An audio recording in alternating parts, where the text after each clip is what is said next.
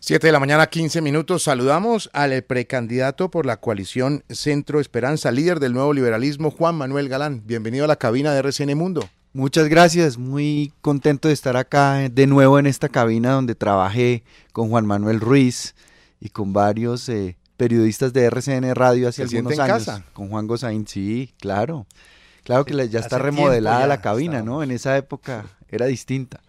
Era en blanco y negro. No tenía ventanas, era así azul oscuro. Bueno, entremos en materia política porque estamos ya a muy pocos días y de hecho nuestro tema hoy con los oyentes, la línea abierta en WhatsApp, tiene que ver con eso. Le estamos preguntando a la gente si va a votar. Ya estamos a 8 días, pero yo quiero empezar, como dicen en la calle, directo al grano. ¿Usted pensó en estos meses de campaña en retirarse de la coalición Centro Esperanza? No, nunca he pensado en eso. Yo he invertido 2 años de mi tiempo, de mis esfuerzos, de mi trabajo, de mi dedicación a construir este proyecto de la coalición Centro Esperanza y dentro de él también a construir el nuevo liberalismo, porque estamos en una apuesta de construir partido y de recuperarle a las ideas liberales a mucha gente que milita, defiende, cree en esas ideas liberales, la posibilidad de defenderlas desde un partido político y por eso el nuevo liberalismo es el que quiere enarbolar esas ideas liberales que han estado huérfanas durante los últimos tiempos.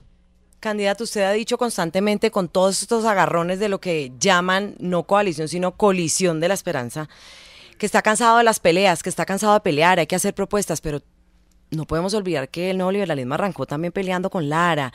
¿Qué dice usted hoy frente a todos esos cuestionamientos que ha hecho Lara, frente a que es un partido de familia, que eso se lo adueñaron los Galán? Pues mira, nosotros hicimos un esfuerzo de 5 años. A mí me ofreció César Gaviria ser la cabeza de lista al Senado por el Partido Liberal en el 2018. Y cuando César Gaviria decidió apoyar a Iván Duque como candidato de la derecha uribista que representaba lo opuesto a lo que habíamos defendido 12 años en el Senado, pues decidí renunciar e irme 5 años a buscar la personería jurídica del nuevo liberalismo en medio de muchas dificultades. Nadie creía que eso iba a salir, nadie daba ni medio centavo por eso.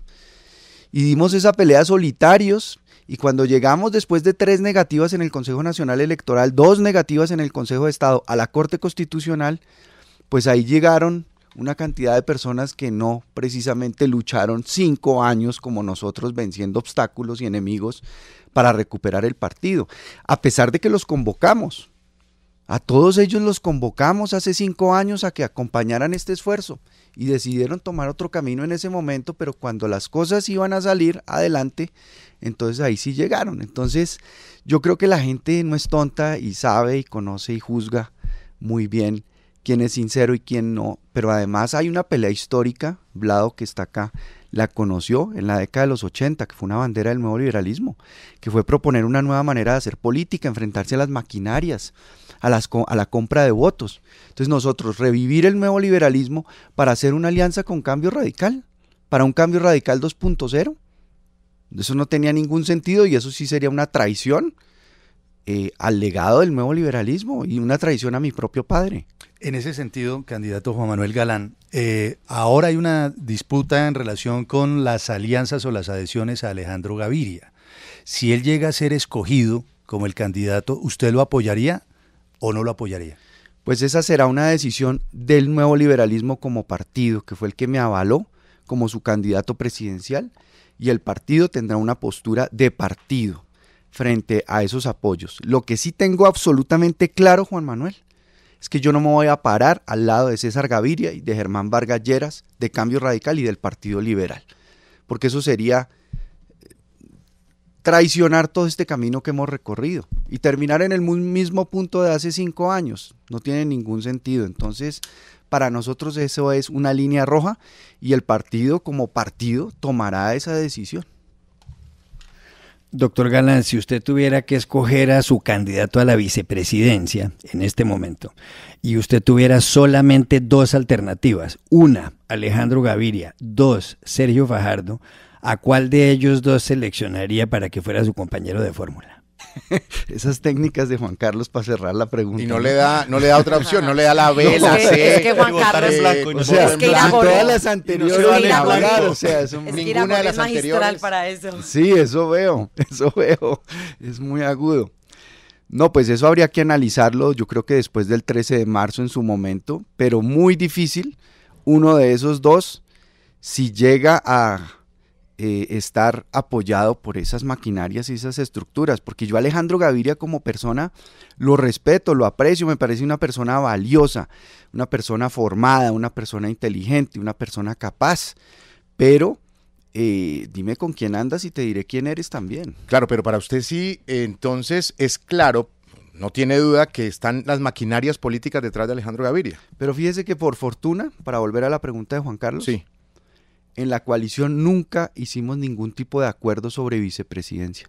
Dijimos que eso iba a quedar en total libertad, quien gane la consulta para escoger su fórmula vicepresidencial, e inclusive dijimos que era mucho mejor sumar a alguien de afuera de la coalición, no necesariamente esa regla que se establece siempre que el segundo en votos queda automáticamente como vicepresidente. Candidato, usted habla de maquinarias, que Cambio Radical 2.0, que no, ahorita las de Alejandro Gaviria, pero en su momento las maquinarias de Santos, esas sí no les importaron. Bueno, nosotros no estuvimos en ningún tipo de maquinaria de Santos, ni nada por el estilo. Yo en el Congreso apoyé el proceso de paz, sí, lo apoyé. Creí en el proceso de paz, sí, creí que era la solución a buena parte de los problemas que el país tiene, y por eso apoyé especialmente al gobierno de Santos en su momento, por el proceso de paz y por los acuerdos de paz, que yo creo que no es para cumplirle solo a las FARC, eso es lo de menos, es para cumplirle a la Colombia olvidada en temas que han generado conflicto histórico en Colombia siempre.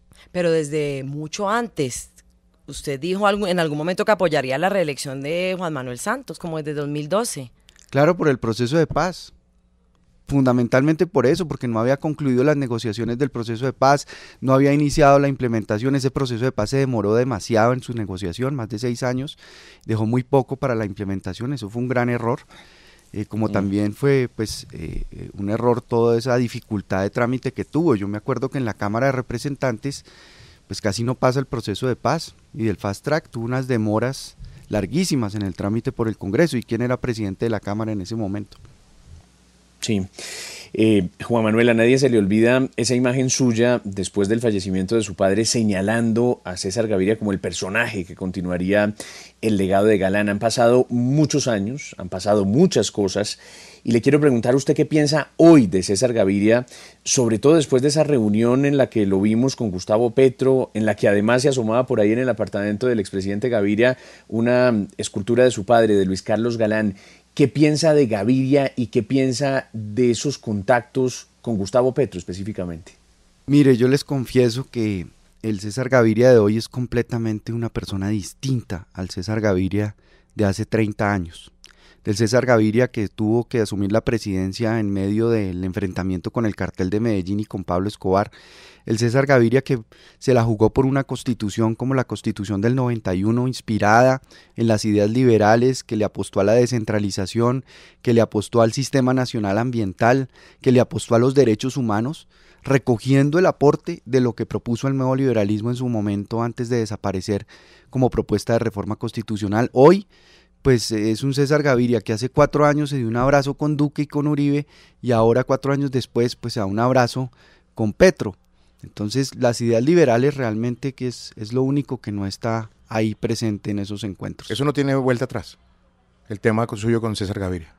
No, pues es que nosotros tenemos una postura, tenemos una posición política, y esto no es de personalismos ni de relaciones personales. Yo personalmente con César Gaviria no tengo ningún problema, pero políticamente sí el distanciamiento es total.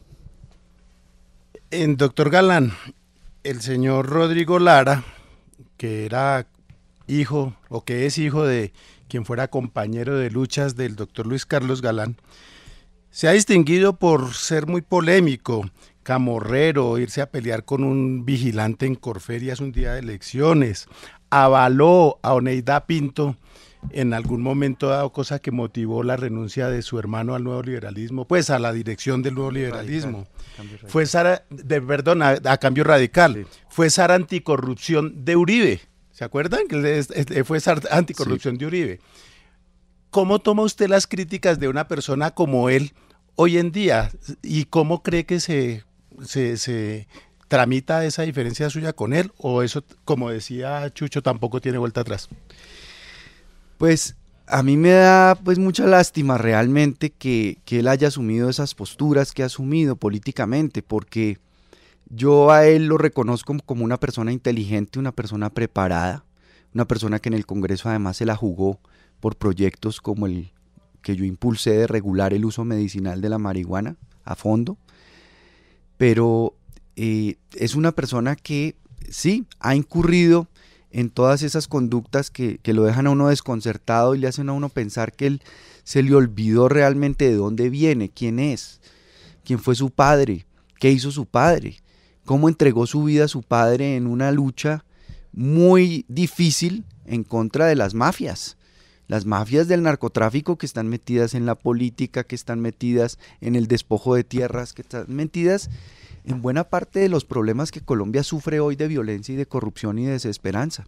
Entonces, pues me da mucha lástima, pero mantengo la puerta abierta que pueda venir algún día y apostarle a construir partido, y a construir partido realmente en la línea y la coherencia del legado que nosotros hemos decidido defender en el resurgimiento del nuevo liberalismo. Doctor Galán, para que uno pueda darse una idea de cómo sería un gobierno suyo y del programa que usted tiene, en caso de que usted sea elegido presidente y tome posesión del cargo, ¿cuáles serían las 2 primeras medidas que usted tomaría? Aparte, por supuesto, de nombrar ministro y esas cosas de trámite. ¿Cuáles son las 2 primeras decisiones que usted tomaría? Bueno, la primera decisión que tomaría es decretar una emergencia económica y social, pero con el único propósito fundamental de derrotar las circunstancias sobrevinientes que causó la pandemia, principalmente el hambre. Tenemos 1 de cada 2 colombianos con hambre, que padece hambre, que no se puede alimentar un día, otro día sí come, no tiene seguridad de acceder al alimento de ninguna manera. Y tenemos también a niños de 5 años, yo oía unas declaraciones del presidente de la Red Nacional de Bancos de Alimentos en Colombia, que decía que los niños de 5 años están perdiendo alrededor de 14 puntos de su coeficiente intelectual porque están padeciendo hambre. Van a perder 50% de sus ingresos en el futuro, van a perder escolaridad. Entonces eso no significa y no representa que esta sociedad colombiana toda en su conjunto declare una emergencia para atender esa situación. ¿O vamos a perder una generación de niños por la pandemia, porque no pudieron ir a estudiar, porque no se pueden alimentar hoy?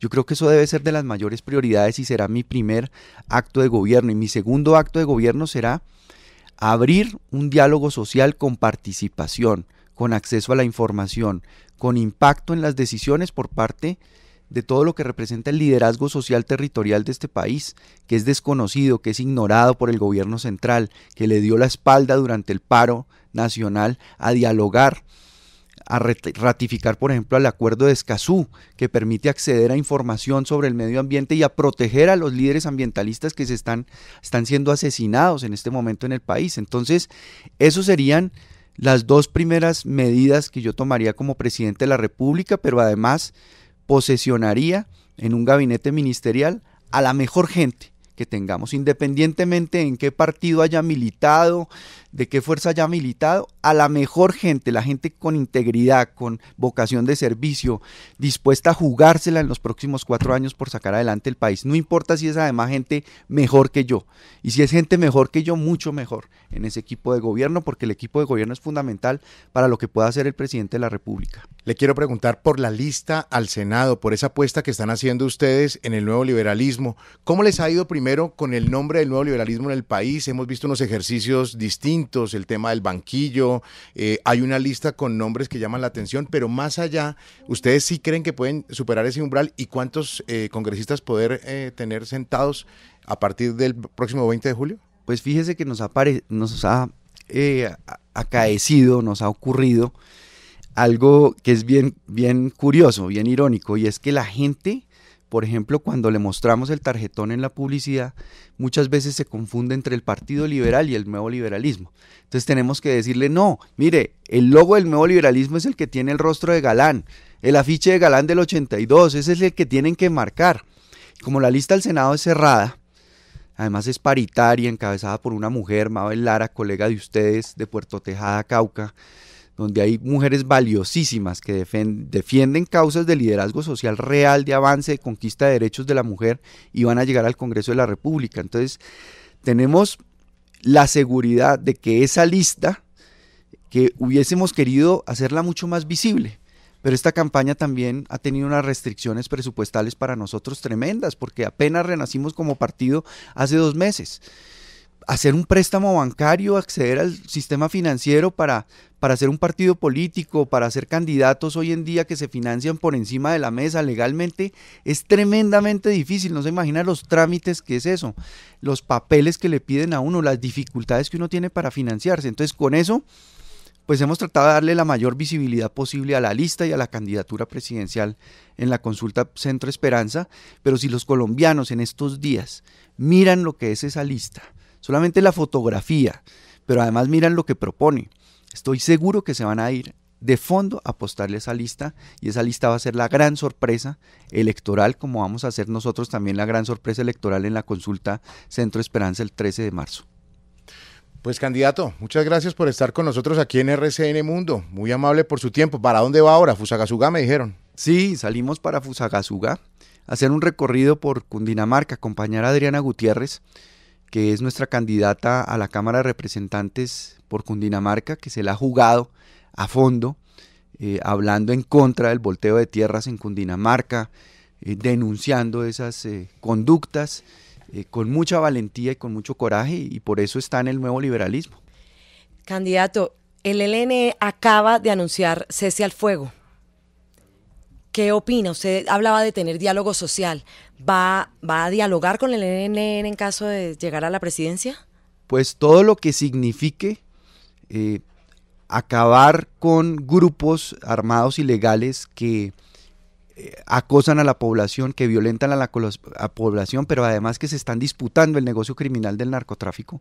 Todo lo que apunte a que entreguen las armas, se desmovilicen. En el caso del ELN, pues es un movimiento guerrillero de muchísimos años, y si se desmoviliza, si entrega las armas, si se la juega a fondo y con seriedad, responsabilidad por un proceso de paz, pues hay que avanzar en cualquier diálogo exploratorio que pueda conducir a ese destino. Pero estamos, Carla, en una situación muy dura en Colombia en este momento. En el ascensor, antes de subir acá, me encontré con un periodista de ustedes muy veterano. Me voy a reservar el nombre. Me iba a reservar el nombre. Jairito. Y solo en el saludo percibí un sentimiento que hemos percibido en Colombia en los recorridos, y es no solamente rabia, frustración, falta de confianza, incredulidad, sino tristeza. Algo que en los colombianos pues no es muy común. La salud mental del pueblo colombiano, la vulnerabilidad que siente el pueblo colombiano en este momento, de ver que todos los días, a todas horas, más casos de corrupción y más casos de corrupción y más escándalos y más problemas, y la gente empieza como a bajar los brazos y a decir: Dios mío, este país entonces no tiene rumbo, no tiene posibilidades de salir adelante. Yo sí creo que tenemos posibilidades de salir adelante, y por eso estoy en esta apuesta de ganar el 13 de marzo, para recuperar esa esperanza, pero también para enfrentar los problemas que Colombia tiene que enfrentar y las transformaciones que debe lograr si queremos avanzar hacia un cambio real y verdadero para los colombianos. 7:33 a.m. Muchas gracias, doctor Juan Manuel Galán, por estar aquí en la cabina. A ustedes, muy amables, muy generosos por esta oportunidad que valoro muchísimo en este momento. Gracias, y a los oyentes un saludo muy especial.